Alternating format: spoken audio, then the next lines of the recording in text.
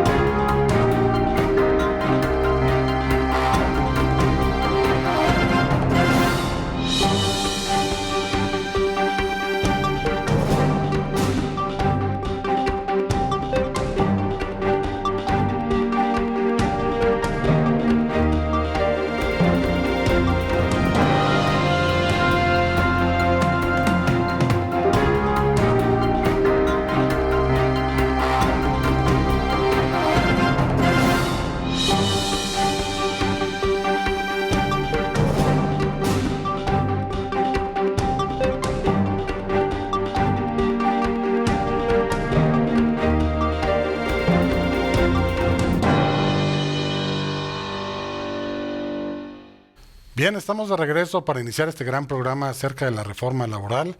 Es un tema muy controvertido, es un tema que muchos tienen algo que aportar, muchos que criticar, están preocupados los patrones, los trabajadores, incluso los mismos abogados laboralistas están bastante ocupados y preocupados con este tema porque no saben cómo se va a implementar del todo, si sí se va a lograr, si no se va a lograr. Y bueno, de verdad que necesito que todos los televidentes estén muy pendientes de este tema del derecho laboral porque pues ahora sí que son sus obligaciones, son sus derechos y de verdad ojalá y puedan estar sintonizando todo lo que pongamos acerca de la materia laboral. Para ello tenemos como invitados a dos titanes del derecho laboral que nos acompañan aquí en el estudio y que estamos de manteles largos al recibir primero que nada a la maestra Verónica Santos Méndez. Bienvenida aquí al programa. Muchas gracias. De igual forma nos acompaña un gran amigo, un gran abogado, que es el maestro Mauricio Murillo. Bienvenido aquí. Gracias, Héctor. Gracias por la invitación. Gracias a Verónica por acompañarnos. Bien, pues antes de iniciar el programa, quisiera yo presentar aquí a las cámaras. Tengo aquí en mis manos un libro que es coautora, me parece, la maestra Verónica Santos Méndez, que se llama Fundamentos y Reforma del Derecho del Trabajo, un libro que pues puede ayudar a mucha gente a entender bien lo que es la materia laboral, ¿no?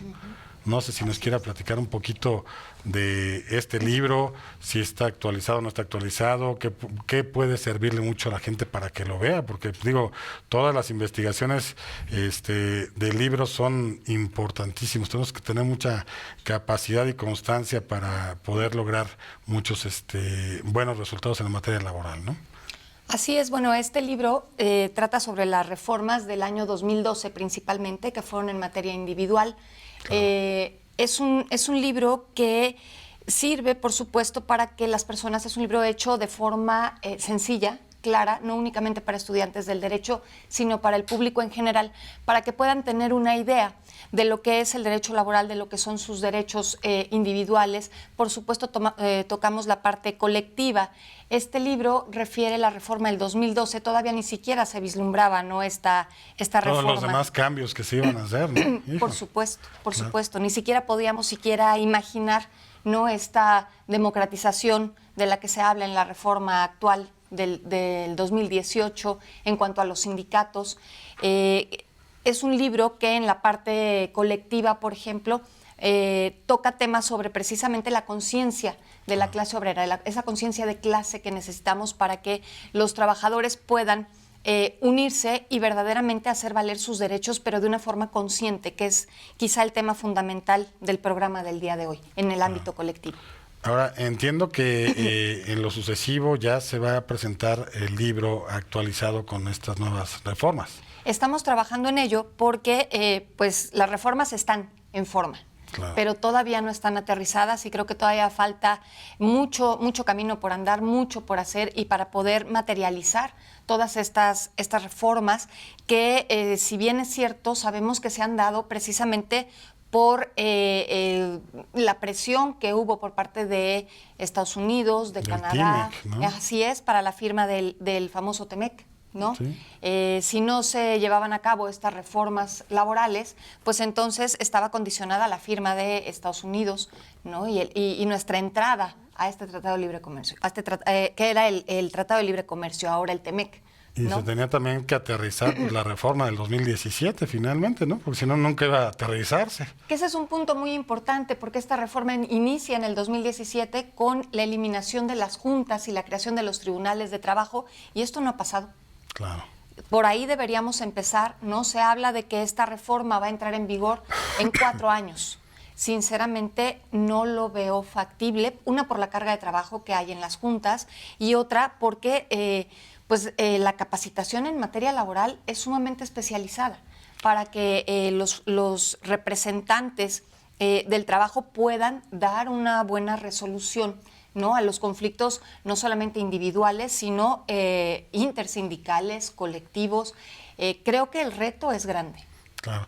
Pues yo los invitaría mucho a los televidentes a que sigan, digamos que las reformas o las adiciones, las modificaciones que se hagan a este libro, porque digo es muy muy sencillo de leer, la verdad, y es tiene gran contenido que puede servir para todos los que quieran conocer la materia laboral y bueno, pues estén pendientes de las nuevas publicaciones que va a haber y compren mientras porque pues ahora sí que tienen que ir empapándose con con la materia laboral, ¿no? Para conocer sus derechos y conocer sus obligaciones.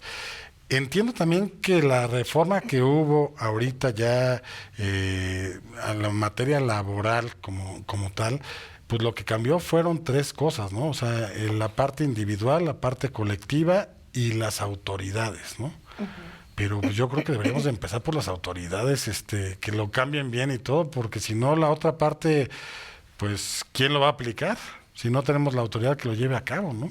No Así sé. es. Entonces dice que en 4 años más o menos es que se estará dando todo.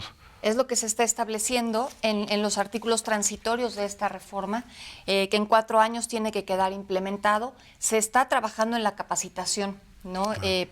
Para funcionarios. Los funcionarios que ya están trabajando en las juntas federal y local, pues van a llevar a cabo exámenes de oposición, concursos de oposición para poder formar parte de este órgano, porque recordemos que las juntas dependen del Poder Ejecutivo y con esta reforma salen del Poder Ejecutivo y pasan a formar parte del Poder Judicial. La figura del tripartismo, por ejemplo, dentro de esta reforma desaparece. Claro. No se ha aplicado, hay opiniones encontradas, hay quien está a favor, hay quien ha dicho que este tripartismo nunca ha funcionado. Yo en lo personal creo que esta reforma está terminando con el carácter social del derecho del trabajo. Claro. En teoría se ve bien, pinta bien esta parte colectiva, pero creo que culturalmente nos falta mucho. Bien. Nos falta, y principalmente a los trabajadores, entender, ¿no? ¿Qué es esto de poder formar sindicatos? ¿Qué es esto de la democracia sindical, de la democratización? Porque ellos simplemente entran a trabajar. Hay muchas veces existían estos famosos sindicatos charros, sindicatos blancos, sí, donde ya existían, claro, algunos, ¿no? Los contratos de protección, por ejemplo, ¿no? Donde había ya empresas que tenían sindicatos sin tener trabajadores. Eso era increíble. Por supuesto, ¿no? ¿Para qué? Pues para mantener la titularidad sobre el contrato colectivo de trabajo y que los trabajadores no pudieran formar sindicatos independientes, que es lo que está buscando esta reforma en su ámbito colectivo. Claro. Pero creo que los trabajadores, pues no, si no tienen muchas veces noción de sus derechos individuales, pues la materia colectiva es especializada y tiene sus cuestiones particulares. Totalmente. Por supuesto que esperemos, ¿no? que entiendan de qué se trata y se pueda aterrizar adecuadamente esta reforma. Claro. Porque si no, lo único que vamos a hacer es empoderar este corporativismo sindical que ha existido desde siempre. Sabemos que obviamente la CTM se está resquebrajando, pero al dar entrada a estos sindicatos independientes, ¿no? Pues la corrupción va a dejarse ver. Y por mucho, digamos. Así es. Ahí, en su opinión, sí fue, o sea, ¿le falta, digamos, materia a esta reforma? ¿Le falta mucho? Yo creo que la reforma en teoría está perfecta, porque introduce temas, por ejemplo, de los convenios internacionales de la OIT, el convenio 87, el convenio 98 sobre libertad sindical, contratación colectiva, negociación colectiva, esta parte de libertad sindical en la cual los trabajadores pueden adherirse al sindicato que prefieran o crear uno nuevo o salirse del sindicato o no pertenecer a ninguno, es ya implementado, es adecuado. ¿Tienen más derechos, digamos? O sea, ¿le respetan más sus derechos? La libertad sindical, su derecho colectivo a la libertad sindical, a elegir. Esta democracia de voto directo, secreto, libre, personal, respecto a los directivos del sindicato, es sumamente importante. Bien, vamos a una pequeña pausa comercial y regresamos. Muchas gracias.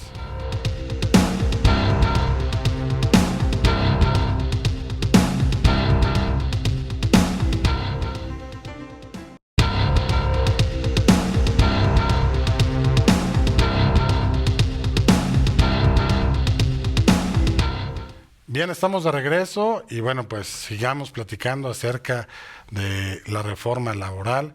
Yo sí quisiera también escuchar aquí la opinión del maestro Mauricio Murillo, porque digo, yo sé que la reforma es muy amplia, no sé si quieres que nos concentremos, no sé, en algunos puntos mejor exactos que podamos platicarlos aquí con la maestra, porque digo, hablar de todo pues no nos da el tiempo, ¿qué más quisiéramos, no? No nos daría el tiempo para poder abordar todos y cada uno de los puntos que toca esta reforma.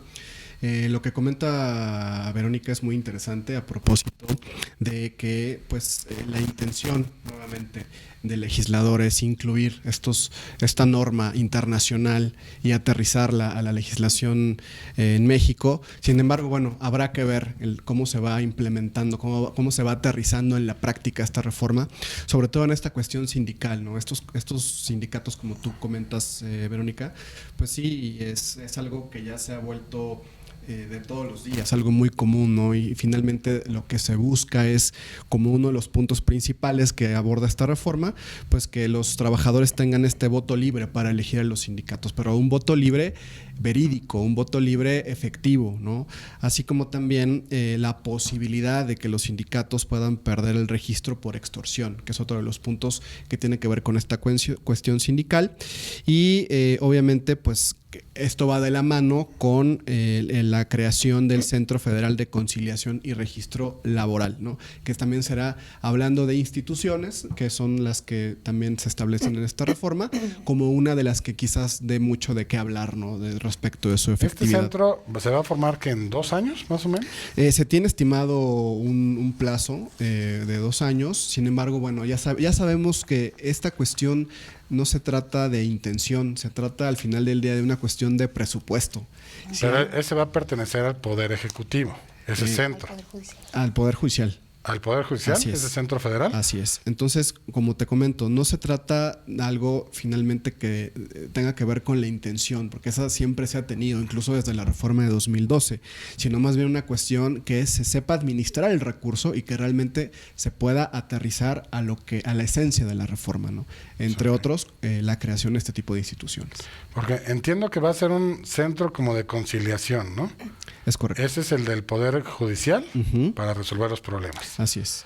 Y hay otro centro que va a ser supuestamente para los sindicatos. Es correcto. Que es el que va a ser donde pues se vean todos los conflictos, se tomen las firmas, los registros y todo lo demás.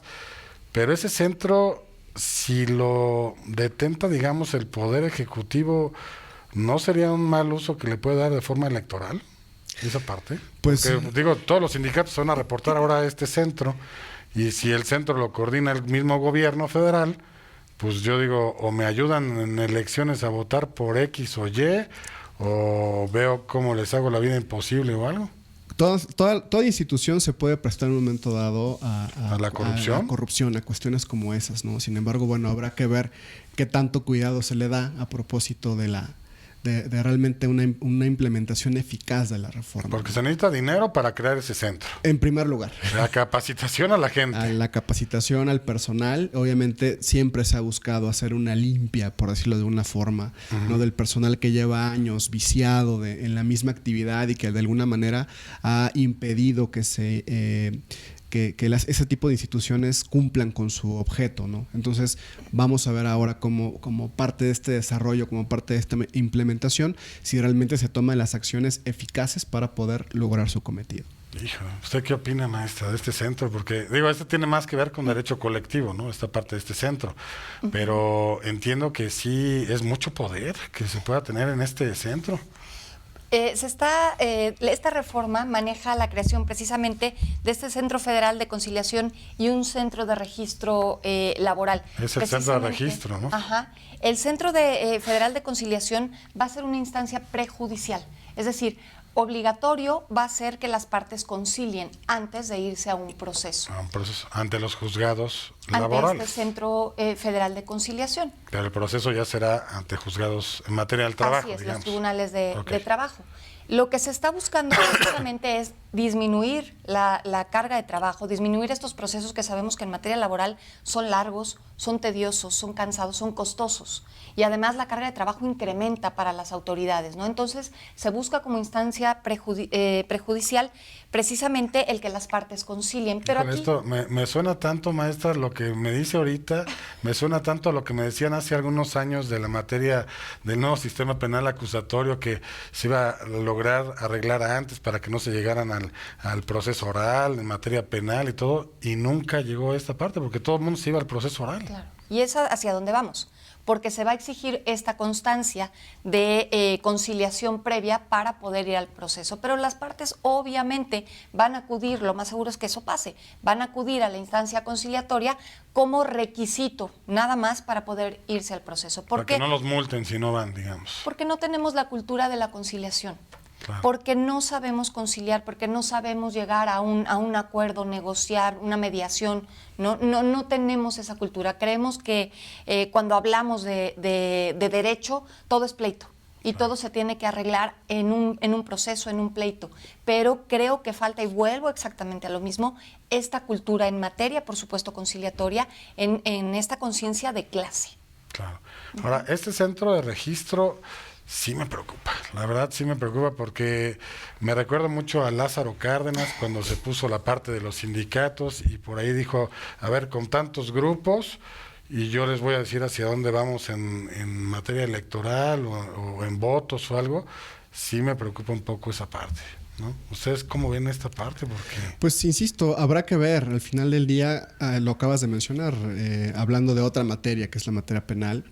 Hoy, después de ya varios años de haber entrado en vigor y de haberse supuestamente designado presupuesto para ir implementando la reforma, vemos que fue algo que se quedó en la mera intención. Quedó de ver mucho de ver. Quedó de ver muchísimo. Esperemos por el bien de la estabilidad laboral, porque yo creo que es uno de los estándares que debe de preservar la reforma, pues realmente se tomen las acciones necesarias para implementarla y que este registro realmente cumpla con su función. Ya lo iremos viendo. La verdad es que es difícil. Digo, si desde 2012 se está llevando esta intención inacabada, ¿no? Pues vaya, veremos, es lo que nos esperamos ver ahora. Entonces, ¿no? sería a 2 años más o menos esta autoridad de centro de registro. Que yo creo que es poco tiempo, pero bueno, vamos a dar... Va a formar parte seguramente del poder ejecutivo, supongo, ese centro de registro nada más. Será seguramente una parte ejecutiva como tal, ¿no? A lo mejor la coordinará la Secretaría del Trabajo, seguramente. Y de ahí... Ahorita, para efecto de los televidentes, sus sindicatos todavía locales todavía valen.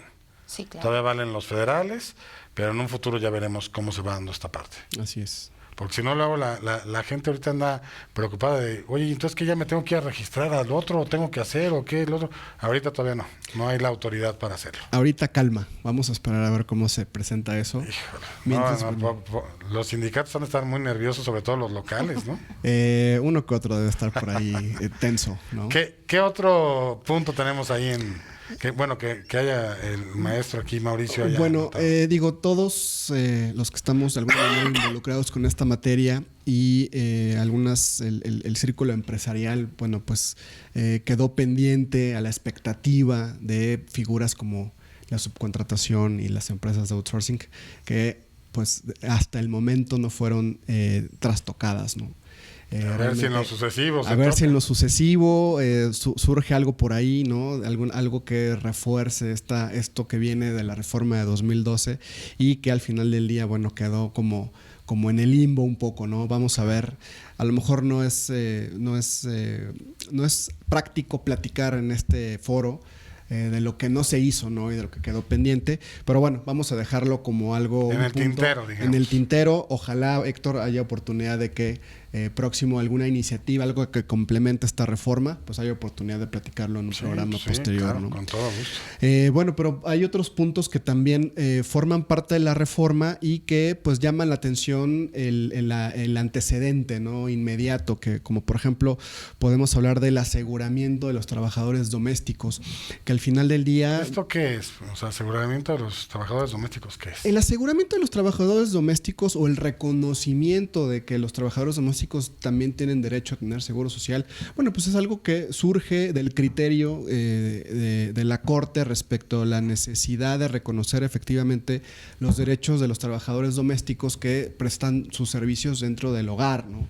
Los televidentes me van a decir que qué es un trabajador doméstico, porque me van a decir que qué es eso. Bueno, pues los trabajadores domésticos no son simplemente aquellos que se dedican a una cuestión de atender las labores propias del hogar, sino también todos aquellos que se encuentran relacionados con estas actividades. Los mozos, los ayudantes, digamos, ¿no? El cocinero, la cocinera, en fin. Ahí, tú tienes de limpieza, conocidos, porque lo he visto, que tienen un ejército de personas adentro de sus casas trabajando de años, ¿no? Entonces, la intención de regularizar a todas estas personas, pues es un logro y que obviamente pues ya se plasmó en esta reforma, lo cual veo bueno, pero va a implicar necesariamente que pues los patrones, las amas de casa que administran los recursos humanos, los amos de casa, porque luego hay amos de casa también, ¿eh? Hay amos de casa, desde luego, ¿no? Que cumplen con esa función, pues van a tener que entrar a esta regularización, ¿no? Y obviamente dar de alta. Lo ideal es que se haga conforme a como lo está planteando el Seguro Social ahora con este programa piloto, ¿no? Que ha dado tanto de qué hablar y que ahorita está en una etapa inicial, ¿no? Bien, vamos a una pausa comercial porque nos está ganando aquí el tiempo y regresamos. Muchas gracias.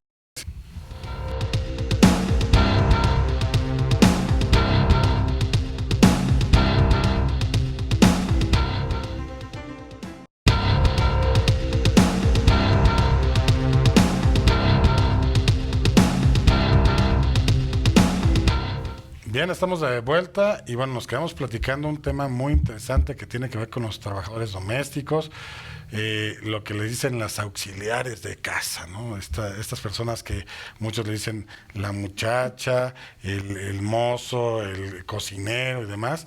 Pero bueno, ellos ya tienen, y siempre han tenido, porque había un capítulo ya establecido de este tipo de trabajadores domésticos, nada más que bueno, ahorita reforzó, digamos, la reforma, sobre todo para una cuestión de seguridad social, ¿no? Es lo que entiendo que más que nada que sí se le diera esa parte de la seguridad social, ¿no? Así es, lo comentábamos en el espacio anterior, en la cápsula anterior, esta necesidad pues surge de este antecedente que el criterio de la Corte fue el que dio lugar, sentó las bases para establecerlo ahora en la reforma. Pero bueno, como tú dices, no es algo nuevo. Al final del día ya traía una inercia de años. Había un capítulo completo de la Ley Federal del Trabajo. Está reconocido, simplemente que ahora, bueno, digamos que se reforzó esta información a los trabajadores domésticos, ¿no? Lo cual, insisto, veo bueno, pero va a implicar necesariamente el regularizar y esas personas estarán de acuerdo o no, porque yo creo que ellos, la verdad, pues no les interesa mucho la seguridad social a ellos, prefieren un aumento de dinero, ¿eh? Sí, es otro escenario, ¿no? En el que quizás habrá patrones que les den esa opción. Sin embargo, bueno, pues la obligación de aseguramiento existe, ¿no? Está ahí y aunque el patrón pueda resolver dándole esta alternativa al trabajador en vez de asegurarlo, el darle este complemento a su salario, bueno, pues la obligación de darlo de alta existe, ¿no? Okay. Y ante eso, bueno, pues simplemente... Entonces, ojo a los patrones, porque no les van a tratar de dar dinero por fuera y de todos modos van a tener que después haberlos incorporado. Ese es el riesgo, ¿no? Ese es el riesgo que se corre al tratar de darse otra alternativa de cumplir con esta obligación. Pero bueno, insisto, la obligación existe y pues para ello ya se puede hacer tomando o con base en las facilidades que da el IMSS para poder asegurarlos, ¿no? El programa piloto todavía está en una etapa incipiente, pero bueno, ya está empezando a generar inquietudes, dudas. Ya hay patrones que han acudido directamente a las subdelegaciones a asegurar a sus trabajadores de una manera muy sencilla. Quizás haya oportunidad en otro programa de explicar paso a paso cómo es este proceso de aseguramiento. ¿Qué pasaría con las personas que te ayudan en casa pero que van un día sí, 3 no, uno sí, 3 no y así? El programa piloto plantea que ese pago será proporcional a los días que trabajen, ¿no? Pero al final del día, pues la responsabilidad es de todos los patrones con los que esté trabajando, a los que presten sus servicios estos trabajadores, ¿no? Sí es algo que pudiera parecer complejo, porque bueno, pues cómo se va a tener ese control, ¿no? Son algunos de los puntos sensibles o de los puntos, vamos a decir, vulnerables del programa. Y ahora, piloto. ¿Quién la da de alta? Porque el patrón, la patrona, los hijos que luego mandan, los que llegan a la casa y mandan, ¿o quién? Pues en principio, pues sí, debe tener un solo patrón. En este caso, bueno, pues será el encargado de darle las instrucciones, ¿no? De haz esto aquí, ahora acá, en fin. Sí, yo creo que es todo un tema esa parte, ¿no? Es todo un tema y como tú dices, no debe tomarse a la ligera. Es algo que le debe estar preocupando a varios patrones por ahí, a varios amas y amos de casa. Claro. Pero bueno, al final del día yo creo que lo importante es que a través de este programa y de foros como este, bueno, pues informemos a los patrones, pues y a los trabajadores, finalmente, las trabajadoras, sí, al final los del día trabajadores. Es en beneficio de ellos, ¿no? Y también deben estar conscientes. La maestra Santos, ¿qué piensa en torno a este tema? Porque es un tema un poquito ríspido, ¿no? Yo diría que muy, muy ríspido. Muy ríspido. Sí, efectivamente. Sí tienen derecho, el problema, y vuelvo otra vez a lo mismo, es la cultura, ¿no? En cuanto se empiece a correr la voz de tienes derecho y demanda al patrón y exígele, ¿no? Ahí es donde viene ese pleito constante en el que el derecho laboral se ha visto inmerso. El pleito constante entre patrón y trabajador, y que no entendemos que no somos personajes antagónicos, sino que nos necesitamos. El patrón necesita, por supuesto, al trabajador y viceversa, y el patrón tiene que cumplir, obviamente, con esos derechos, pero también hay que ver que no se le ahorque, ¿no? Porque muchas veces sabemos que estas cuotas al seguro social pues son altas, y hay veces que incluso a los propios patrones, a las empresas, no necesariamente en los empleados domésticos, sino en las empresas, ahorcan al propio patrón, ¿no? Y luego se van, aparte, las trabajadoras domésticas. Digo, no es mi caso como tal, pero yo sé de muchos amigos, conocidos, que pues se presenta una trabajadora doméstica, le surgió alguna otra fuente de trabajo nueva, más atractiva, y te dejan ahí botar las cosas. ¿Cómo controlas esa parte ahora? Claro. Es un poquito complicado. Yo me acuerdo tanto ahorita de la película esta que ganó algunos Óscares, la de Roma, ¿no? De esta muchacha que salió embarazada y que cómo tenían que ir al Seguro Social a ver para que la atendieran y todo esto. Digo, por ese lado sí lo veo bien, porque pues, luego no tienen ni siquiera Seguro Social para este tipo de cuestiones, y luego los patrones tienen que ayudarle de forma privada, ¿no? A estas personas con sus malestares o con esto de dar a luz, de estar embarazados y demás. Pero yo creo que sí tenemos que reforzar la cultura de las personas, ¿no? Porque estos trabajadores, de verdad, yo he escuchado que ellos dicen, a mí suban mejor el sueldo. Claro. Y eso es mucho lo que prefieren totalmente, ¿no? Así es. Otro punto? Sí, claro, bueno, hay varios. Yo creo que el tiempo nos va a faltar, pero bueno, hay otro punto que está muy relacionado con otro tema que vamos a abordar rapidísimo, y es el relacionado con la información que debe tener el empleado sobre las deducciones que tenga quincenal o mensual o de acuerdo a la periodicidad de pago. Y esto es muy importante a propósito de que la información que deben contener tanto los recibos de pago como la información que debe tener el trabajador sobre los descuentos que se le hacen, pues ya debe estar en orden y debe estar pues organizada sistemáticamente. ¿A qué me refiero? ¿Cuántas veces hemos escuchado casos en los que los trabajadores simplemente pues no tienen certeza respecto de qué deducciones se le están haciendo, o simplemente un día les paga una empresa, siguen trabajando para el mismo patrón, pero al final del día un día les paga otra empresa, el día de mañana reciben otro formato con otro tipo de información, no saben ni por qué les están descontando más de impuesto sobre la renta, en fin, una situación que genera incertidumbre en el trabajador. Ahora, bueno, esto ya tiene un par de meses, quizás un poquito más, por lo menos aquí en la Ciudad de México, con la nueva regulación para los convenios fuera de juicio, en donde tenemos que plasmar en línea toda la información relacionada a lo que va a tener nuestro convenio fuera de juicio para desvincular al trabajo, para dar por terminado. Si no, no te dan ni cita, ni siquiera. Así es, y lo cual veo bueno, es algo positivo, porque finalmente encontramos en ese tipo de mecanismos precisamente esa certeza de la que hablamos, ¿no? De que tanto la autoridad como el trabajador tengan la información precisa, ¿no? De cuánto es lo que se le paga y cuánto es lo que a cuánto va a ascender ese finiquito, esa indemnización. En este caso. Yo por lo que recuerdo que leí de las reformas decían que ahora ya van a ser estos como timbres digitales, ¿no? Que va a ser los FDIs, que es lo que se les va a entregar en vez de un recibo de, no sé, de nómina, ya va a ser todo digitalizado con su cadena y sello digital y demás, ¿no? Pero me pongo a pensar, las nanas que trabajan en mi casa creo que no saben ni prender la computadora. Sí, bueno, ese es uno de los problemas, una de las circunstancias que habrá que ir corrigiendo con el tiempo, ¿no? El que no todos los trabajadores tienen la posibilidad de acceder a medios electrónicos todavía para poder, tener la certeza de que pues se le está pagando, cuándo se le está pagando. ¿Y llevarán su contabilidad ellas? Pues yo creo que yo lo dudo. Porque no sé si sepan qué será una deducción ellas. Digo, no es que yo las haga menos, al contrario, ¿no? Yo les agradezco todo lo que hacen para mí. Si no estuvieran ellas, la verdad es que ni siquiera estaría aquí ni vestido ni nada, porque no me ayudan en todo ahí en casa.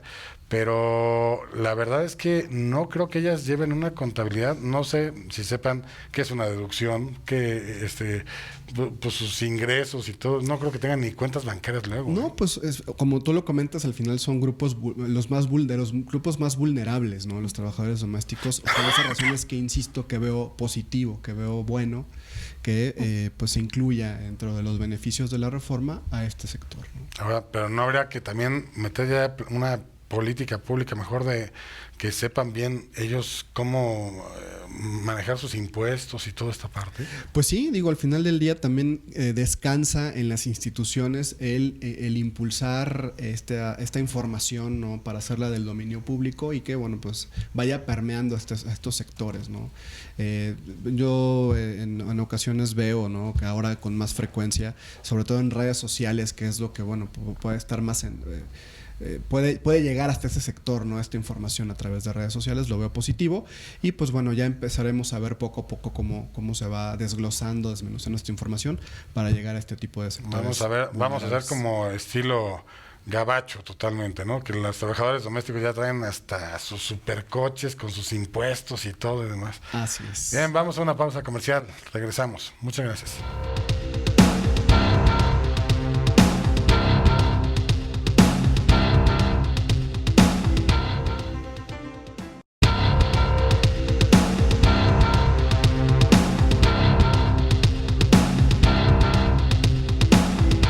Estamos de vuelta y bueno, estamos platicando de las trabajadoras o los trabajadores domésticos, sus derechos, sus obligaciones en materia fiscal, no materia fiscal.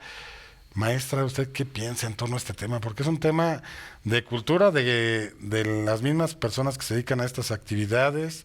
Siento que estamos repitiendo patrones digamos, de legalidad de otros países y no creo que estemos preparados para ello, ¿verdad? Así es, el problema con México siempre ha sido ese. el que queremos copiar instituciones, queremos copiar normatividad, queremos entrar en este caso a regulaciones internacionales como si fuéramos un país de primera, y pues nos falta mucho. Nos falta mucho camino, nos falta mucha conciencia. Este aspecto de las trabajadoras domésticas es todo un tema definitivamente cuando empiecen a despertar, porque comentaba yo que dentro de esta reforma, en la clasificación de sindicatos, viene un último párrafo en el que dice que los trabajadores podrán formar el tipo de sindicatos que prefieran, donde empecemos a ver, ¿no? Efectivamente, pues a lo mejor esta conformación de sindicatos de trabajadores domésticos, pues vamos a tener una cuestión que atender y una cuestión complicada, ¿no? Ahí, digo, obviamente sí, todos tienen sus derechos, sus obligaciones, pero no me imagino muchas casas sin sus trabajadores domésticos. La verdad, no creo que funcionara tan fácil un hogar. Incluso hay un amigo que estimo mucho, que él es canadiense, y él me decía, mira Héctor, la verdad es que Canadá es primer mundo, pero vivimos como del tercer mundo, porque hacemos todo nosotros mismos. Y dice, México es tercermundista, pero viven como del primer mundo porque no hacen nada y todos se los hacen sus trabajadores domésticos. Y la verdad es que sí, o sea, mucho nos ayudan en todo, o sea... No me vas a dejar mentir, Héctor. A veces los trabajadores domésticos o las trabajadoras domésticas son lo que le da felicidad al hogar, ¿no? Es la paz del hogar, digamos. Tiene la paz dentro del hogar, ¿no? Hasta confidentes luego son. Desde luego, ¿no? Y bueno, el hecho de que tú puedas delegar con toda confianza esas labores en personal al que ya tiene quizás años trabajando contigo, bueno, pues es algo en muchas formas invaluable, ¿no? ¿Por qué? Porque incluso son muchas veces quienes tienen toda la confianza de estar dentro de tu casa. Conocen todo. Cuidan a todo tus lo que hijos, pasa. en fin, todo ese tipo de cuestiones que van más allá de la prestación de un servicio, ¿no? Claro. Es algo, y por eso insisto. Se vuelve incluso algo muy sensible, ¿no? Porque Desde luego. se vuelven parte de la familia, ¿no? O sea, desde luego. Digo, viajas con ellos, hasta Navidades, Años Nuevos, de todo, ¿no? Así es. Sí, habrá aquí nada más que puntualizar o mandar un mensaje tanto a los patrones que tienen trabajadores domésticos laborando para ellos, como para aquellas agencias que también se encargan de enviar personal especializado en trabajo doméstico, ¿no? Que también ahí puede generar quizás lo que comenta Vero respecto del tema sindical, ¿no? Tener cuidado con esa parte y pues como agencia pues también tomar las precauciones necesarias, ¿no? Si los patrones no están a gustos con este tema, les recomiendo que hablen con el licenciado Mauricio Murillo. Cualquier queja, comentario es en torno a él, ¿eh? Así es. ¿Cuál otro? Bueno, hay un tema que también da para mucho, que a lo mejor no fue contemplado en la reforma, pero en lo subsecuente, en los siguientes meses va a dar mucho de qué hablar, y es lo relacionado con la norma 35. Bien. La NOM 35 es la que va a establecer la obligación de los patrones de identificar los riesgos psicoemocionales dentro de su dentro del área de trabajo, ¿no? Uh-huh. Cómo afectan todos estos factores al desempeño de los trabajadores y qué acciones va a tomar el patrón para prevenir, identificar y prevenir este tipo de riesgos, ¿no? Y dentro de estos, bueno, pues puede caber un mundo de cosas que van a tomarse en cuenta para poder tomar acciones correctivas y preventivas, ¿no? Incluso se habla de la posibilidad de que, como una forma de prevenirlo, de corregirlo, bueno, pues que el patrón se haga de elementos para poder mejorar ese ambiente laboral, ¿no? Y disminuir estos riesgos. Y esto va desde el platicar con los trabajadores, hasta incluso, por ahí lo escuché y es una alternativa, el llevar a personal especializado, por ejemplo, en dar masajes directamente en las áreas de trabajo, y con eso prevenir estos riesgos psicoemocionales, ¿no? Además de otros temas. Lo que estoy entendiendo es, los trabajadores están muy estresados. Así es. ¿Qué vas a hacer? Esta norma lo que quiere es, a través de la Secretaría del Trabajo, supongo que es ¿cómo les quitas ese estrés? Es correcto. Primero, ¿cómo lo identifiqué y qué acciones voy a tomar para corregir esa situación? Híjole, es muy difícil ese tema. Porque... Es un tema que puede prestarse a cuestiones muy subjetivas, pero al final del día, bueno, pues a mí no me parece, yo lo veo en muchos ¿La muchos centros de producción trabajo. está estresado aquí? ¿O no está estresado? Yo creo que sí, pueden estar estresados, no estaría mal. Que les hagan darles- unos masajes aquí, algunas cuestiones, ¿no? Hay spas y centros Pero van al área de trabajo. Así es el servicio se presta in situ y bueno, pues se encargan de, pues de alguna manera implementar estas medidas de Ok. meditación, relajación, incluso hasta masajes en silla. Digo, hoy en día ya hay este tipo de técnicas que lo permiten hacer de una forma rápida, discreta y pues a todos los trabajadores, ¿no? Yo he visto en centros de trabajo que muchos se apuntan para una hora en específico y bueno, pues les dedican un tiempo a esta a reducir el estrés, ¿no? Lo cual veo también muy positivo. Faltará ver cómo se va implementando, ¿no?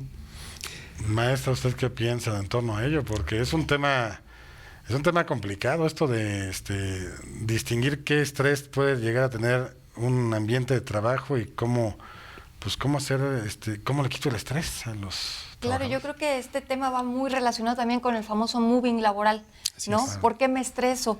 Pues porque la excesiva carga de trabajo o porque mi jefe ya me trae de encargo o mis propios compañeros, ¿no?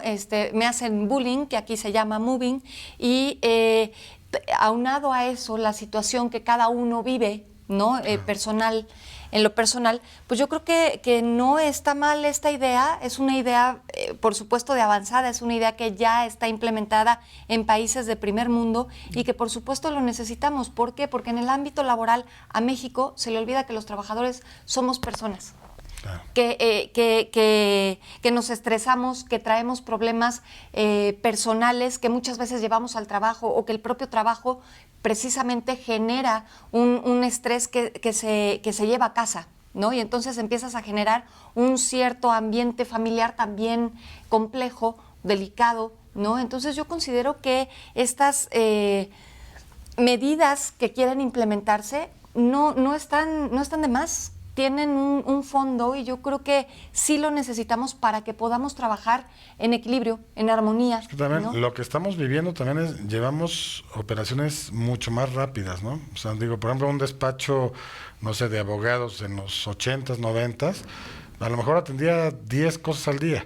Y ahorita se tienen, no sé, 100, 200 cuestiones al día. ¿Por qué? Porque pues es muy rápida las comunicaciones, las decisiones y varias cuestiones.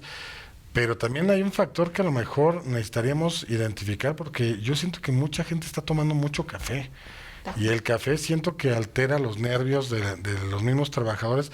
Lo toman como que por moda, por así decirlo, pero eso también les ocasiona un estrés muy grande. Y luego no saben cómo desintoxicarse de tanto café que se toma, ¿no?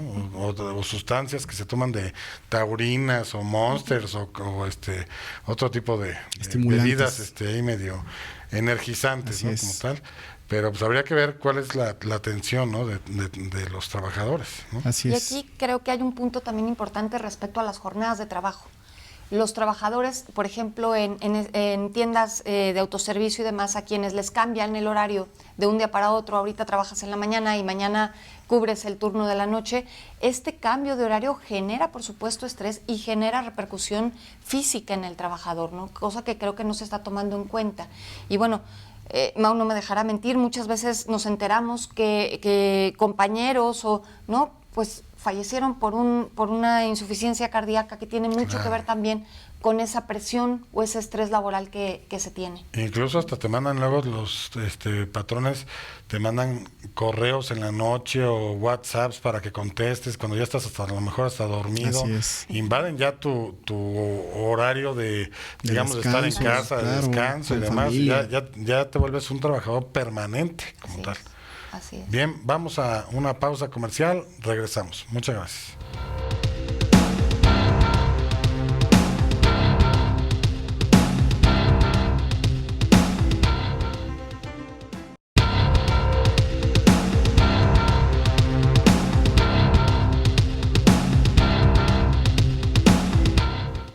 Bien, estamos de vuelta en este último bloque de este gran programa y bueno, pues se quedó aquí un poquito, digamos, pendiente esta norma muy interesante acerca de quitarle el estrés, digamos, de los trabajadores. ¿Cuándo se va a implementar? La norma entra en vigor en octubre. Es el ¿Del 2019? Así es, fue publicada el año pasado y entra en vigor en octubre, ¿no? Okay. Entonces, pues a partir de octubre, pues será obligatorio para los patrones, insisto, como comentamos, identificar y prevenir estos factores de riesgo psicoemocional. ¿Vendrá alguna sanción? Vendrá alguna sanción y como platicábamos en el bloque anterior, pues esta nueva obligación pues puede detonar si realmente la reforma toma el rumbo que se busca, que se quiere, pues va a generar el inicio de revisiones que no solamente buscarán identificar si realmente el patrón está cumpliendo con la NOM 35, sino con todas las obligaciones que no solamente por esta nueva reforma, sino por otras que quizás han quedado como en el limbo, el verificar al patrón si realmente está cumpliendo con ello, pues obviamente verificar ahora sí, ¿no? Si se está dando un cumplimiento efectivo, ¿no? a las obligaciones del patrón. Eso va a ser un terrorismo. Se puede volver un terrorismo, ¿no? Se puede volver un terrorismo y pues bueno, pues me voy a tomar como un punto de las conclusiones a las que podemos llegar en este programa. Pues tomar una actitud más preventiva. Digo, tú llevas años ejerciendo de actor y has visto cientos de patrones que tantito rascas y empiezas a detectar muchas irregularidades. Lo ideal es siempre preventivo y no correctivo. Eso va a ser siempre. Desde luego, digo, hay muchos otros que llegan ya con el problema, con la contingencia encima, de solucionar el tema de la multa, pero bueno, ya es algo inevitable. Lo recomendable será, desde luego, siempre tomar acciones preventivas, ¿no? Para evitar precisamente multas o algo más complejo, ¿no? Como puede ser ya una demanda, ¿no? ¿Alguna otra conclusión? Porque ya lamentablemente está por terminarse aquí el programa, pero ¿alguna otra? Pues bueno, simplemente estar pendientes. Vamos a dejar de lado un poco quizás la parte procesal, que a lo mejor no es algo que pueda preocupar tanto a tus televidentes, sino más bien la esencia, ¿no? de todo este tipo de obligaciones que trae consigo, estas nuevas obligaciones que trae consigo la reforma. Y pues bueno, dar espacio, dar tiempo a ver cómo se va implementando, sobre todo en esta parte en la que Vero es especialista. Ya ojalá podamos invitarla en otra ocasión, gusto, sí, para hablar cómo se va desarrollando esta parte sindical, que a mí la verdad me tiene a la expectativa de verificar que efectivamente se dé cumplimiento a estas normas internacionales que traen mucho fondo y que bueno, pues no dejan de ser algo que puede causar y despertar interés en los patrones, ¿no? Y en los líderes sindicales, porque les va a afectar el bolsillo. Así es. ¿Alguna conclusión, maestra? Pues yo invitaría, efectivamente, como dice Mau, tanto a patrones como a trabajadores, sobre todo a la capacitación, a que conozcan efectivamente los derechos laborales, porque la parte colectiva busca eso, la protección y la mejora en los derechos individuales de forma colectiva, que no le tengan miedo, ¿no? Finalmente, si estamos informados, entonces sí podemos lograr una mayor productividad, que es lo que está buscando un sindicato en teoría es bueno, ¿no? Claro, claro, un sindicato bien llevado. Lo que pasa es que ahorita hablamos de sindicato y todo el mundo piensa que es el diablo, ¿no? Claro. Y no, lo que pasa es que la corrupción, la desinformación, la falta de participación de los actores principales, que son los trabajadores, en la creación de un sindicato, pues es la que ha estado ausente precisamente por esta corrupción de la que hemos hablado, ¿no? Por esta distorsión que se ha hecho de la figura sindical. Sí. No permitir, o hay que estar muy atentos sobre todo a la figura del corporativismo, que ahí es donde yo veo que viene lo peligroso, ¿no? Donde quizá podamos retroceder a este corporativismo tan fuerte que hubo con la CTM y quizá ahora más, ¿no? Claro. Entonces yo invito a la reflexión y sobre todo al conocimiento. Ya no nos podemos quedar con la normatividad interna. Necesitamos conocer también la normatividad internacional. Bien. ¿Alguna otra conclusión que desee realizar? Pues da para mucho. Vamos a tener que seguir platicando de temas laborales en otros programas. Porque seguramente en las próximas semanas a lo mejor hay oportunidad de tocar otro punto quizás en la cuestión procesal, ¿no? En la cuestión sustantiva, bueno, pues creo que hemos comentado algunos puntos de los más relevantes. Como otro punto, bueno, ya lo comentamos, la información que deben contener los comprobantes de pago, sobre todo para dar certeza a los trabajadores, ¿no? Y bueno, pues... O sea, todos los datos fiscales que así deben es. tener. Sí, no, y sobre todo el tema de las deducciones, ¿no? Que en concreto es de lo que retoma la reforma, perdón, y que, bueno, pues no deja de ser un elemento importante, y que yo estoy seguro, porque lo he visto en la práctica, que no todos los patrones cumplen, ¿no? El no enterar a los trabajadores realmente de las deducciones y del origen de las deducciones que se encuentran luego en ocasiones en sus recibos, ¿no? Claro, y que se fijen bien incluso que sí les pague quien es su patrón, ¿no? Porque luego hay figuras ahí de outsourcing y todo que pues luego pagadoras, exactamente. No se sabe quién es exactamente el patrón, ¿no? Como tal, ¿no? Así es. Bien, pues lamentablemente pues se ha acabado aquí el tiempo del programa, pero si usted tiene alguna duda, alguna aclaración, algún comentario que deseen realizar, en pantalla aparecen los datos de una firma legal, donde con gusto nosotros sí contestamos y canalizamos todas esas inquietudes a las personas que el día de hoy nos acompañan, como es el maestro Mauricio Murillo, la maestra Verónica Santos, porque bueno, pues la verdad es que hay muchas inquietudes en esta materia del derecho del trabajo, ¿no? También les pido mucho a los televidentes que acudan a nuestras redes sociales, suscríbanse, toquen la campanita como dicen, toda esta cuestión. ¿Por qué? Porque la verdad es que tienen que estar informados de qué es lo que pueden hacer en materia jurídica, qué es lo que no pueden ser, cuáles serían unas consecuencias de forma, pues, si cometen cosas preventivas, de cosas correctivas. En YouTube nos encuentran en esa plataforma bajo el nombre Justicia para Todos. Ahí métanse, pueden ver más de 160 programas que hemos transmitido a lo largo ya de 5 años. Ya 5 años se dicen fáciles, pero no, ya lleva un ratito aquí el programa. Déjenos sus comentarios de qué temas son los que desean que platiquemos, a quienes quieren que invitemos, porque todas esas inquietudes nos sirven mucho para mejorar y nutren este programa, y bueno, pues finalmente es para todos ustedes. En Facebook y en Twitter nos encuentran bajo el nombre Justicia para Todos TV, hay que agregarle al final nada más el TV, y bueno, insisto, todos los comentarios son contestados y obviamente es para ustedes, ¿no? Como tal.